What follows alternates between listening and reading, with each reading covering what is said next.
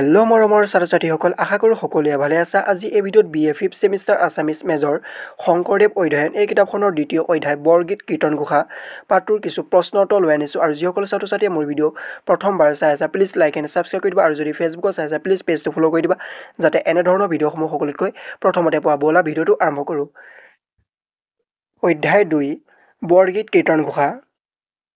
1 number, বৰগীত কাক বোলে? উত্তৰ, অসমীয়া সাহিত্য সমাজ সংস্কৃতিত মহাপুৰুষ শংকৰদেৱ আৰু মাধৱদেৱ বিৰচিত উচ্চ নৈতিক আৰু আধ্যাত্মিক ভাৱসম্পন্ন গীতসমূহক বৰগীত বোলে। 2 নম্বৰ, বৰগীতৰ মূল ৰস কি? উত্তৰ, বৰগীতৰ মূল ৰস হ'ল ভক্তি ৰস। 3 নম্বৰ, বৰগীত ৰচনাৰ উদ্দেশ্য কি আছিল? উত্তৰ, বৰগীতসমূহ ৰচনাৰ মূল উদ্দেশ্য আছিল ভগৱানৰ ধৰ্মীয় আদৰ্শ প্ৰচাৰ কৰা।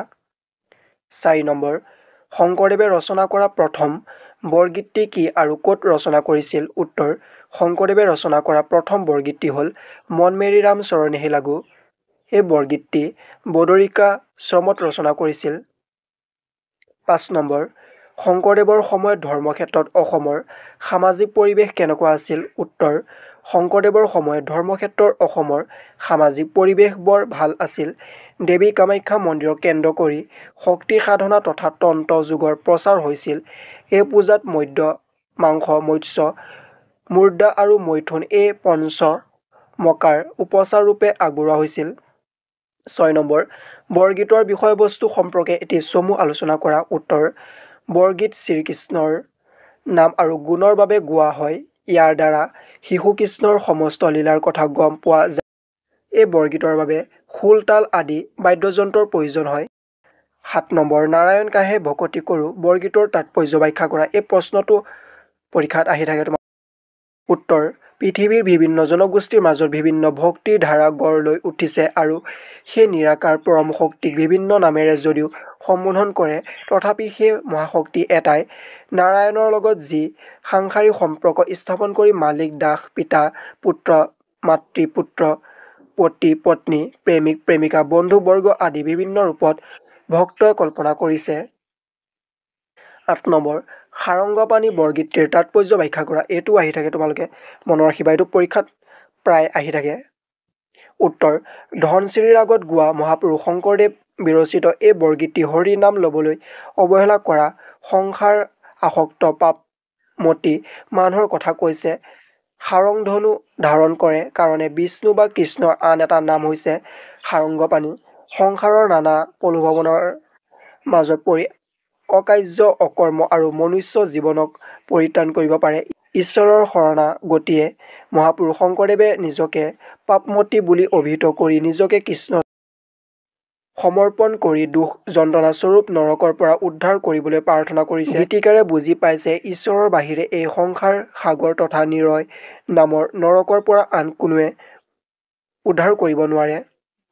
9 নম্বৰ, গজেন্দ্ৰ উপাখ্যানৰ কাহিনী ভাগ ক'ৰ পৰা গ্ৰহণ কৰা হৈছে? উত্তৰ, গজেন্দ্ৰ উপাখ্যানৰ কাহিনী ভাগ ভাগৱতৰ অষ্টম স্কন্ধৰ পৰা গ্ৰহণ কৰা হৈছে। 10 নম্বৰ, গজেন্দ্ৰ উপাখ্যানৰ কাহিনী ভাগ কোনে কাৰ আগত কৈছে? উত্তৰ, গজেন্দ্ৰ উপাখ্যানৰ কাহিনী ভাগ শুকমুনিয়ে ৰজা পৰীক্ষিতৰ আগত কৈছিল।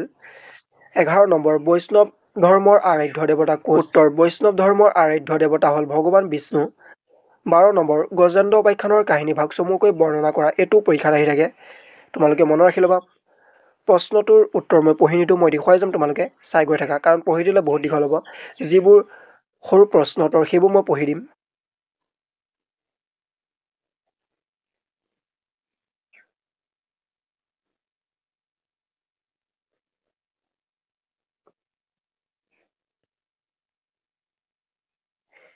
তেৰ নম্বৰ, গজেন্দ্ৰ উপাখ্যানৰ আধ্যাত্মিক তাৎপৰ্য সম্পৰ্কে চমুকৈ আলোচনা কৰা।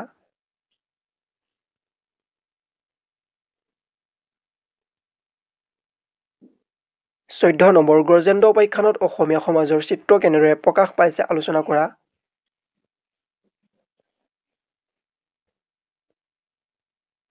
15 নম্বৰ, গজেন্দ্ৰ উপাখ্যানৰ সাহিত্য সৌন্দৰ্য সম্পৰ্কে চমুকৈ আলোচনা কৰা।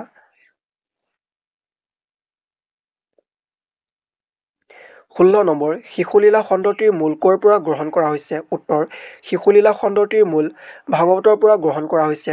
17 নম্বৰ, কীৰ্তন ঘোষাৰ খণ্ডসমূহ মহাপুৰুষ শংকৰদেৱে কি উদ্দেশ্যত ৰচনা কৰিছিল উত্তৰ কীৰ্তন ঘোষাৰ খণ্ডসমূহ মহাপুৰুষ শংকৰদেৱে শ্ৰীকৃষ্ণৰ ৰূপ গুণৰ বৰ্ণনাৰ বাবে ৰচনা কৰিছিল 18 নম্বৰ নৱবিধ ভক্তি কি কি ইয়াৰ ভিতৰত কাক শ্ৰেষ্ঠ স্থান দিয়ে উত্তৰ নৱবিধ ভক্তি হৈছে শ্ৰৱণ কীৰ্তন স্মৰণ অৰ্চন পদসেৱন দাস সশাক্ত বন্দন আৰু আত্মনিবেদন ইয়াৰ ভিতৰত শ্ৰেষ্ঠ স্থান দিয়া হৈছে কীৰ্তন 19 নম্বৰ শিশুলীলাৰ কাহিনীভাগ চমুকৈ লিখা এই প্ৰশ্নটো পৰীক্ষাত আহি থাকে তোমালোকে মনত ৰাখি ল'বা মই উত্তৰটো পঢ়ি নিদিওঁ মই দেখুৱাই যাম তোমালোকে চাই গৈ থাকা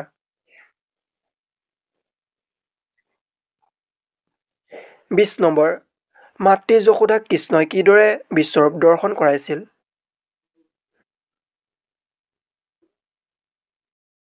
21 নম্বৰ শিশু কৃষ্ণই কেনেদৰে মণিগ্ৰীৱ আৰু নলকুবেৰক সাপমুক্ত কৰিছিল লিখা 22 নম্বৰ কৃষ্ণৰ হাতত কেনেদৰে অঘাসুৰ নিধন হৈছিল উত্তৰ কৃষ্ণই অঘাসুৰৰ পেট ফালি অঘাসুৰৰ বধ কৰিছিল এনেদৰে শ্ৰীকৃষ্ণৰ হাতত অঘাসুৰৰ নিধন হৈছিল 23 নম্বৰ শিশুলীলা খণ্ডৰ আধ্যাত্মিক তাৎপৰ্য সম্পৰ্কে এটি চমু আলোচনা কৰা 24 নম্বৰ শিশুলীলা খণ্ডৰ সাহিত্যিক সৌন্দৰ্যৰ বিষয়ে আলোচনা কৰা উত্তৰ বৈষ্ণৱ কবিসকলে য'তে সুবিধা পাইছে তাতে কৃষ্ণ বা বিষ্ণুৰ দিব্য ৰূপৰ বৰ্ণনা দাঙি ধৰিছে অধ্যায়টিৰ আৰম্ভণিতে কংসৰ কাৰাগাৰত জন্ম লাভ কৰা কৃষ্ণৰ বিষ্ণুৰূপৰ সুন্দৰ বৰ্ণনা দাঙি ধৰিছে সেইদৰে মানৱী ৰূপ প্ৰদৰ্শন কৰা শিশু কৃষ্ণৰ অনিন্দ সুন্দৰ ৰূপ মাধুৰী অতুলনীয় এই খণ্ডটোত বহুতো বৰগীত আদি গোৱা হয় ইয়াত সমগ্ৰ নৱৰস সন্নিহিত হৈ আছে আশা কৰোঁ সকলোৱে ভিডিঅ'টো চাই ভাল পালে আৰু যিসকলে মোৰ ভিডিঅ' প্ৰথমবাৰ চাই আছিলে প্লিজ লাইক এণ্ড ছাবস্ক্ৰাইব কৰিব যাতে এনেধৰণৰ ভিডিঅ'সমূহ সকলোতকৈ প্ৰথমতে পায় আজিলৈ বাই বাই নেক্সট ভিডিঅ'ত পুনৰ লগ পাম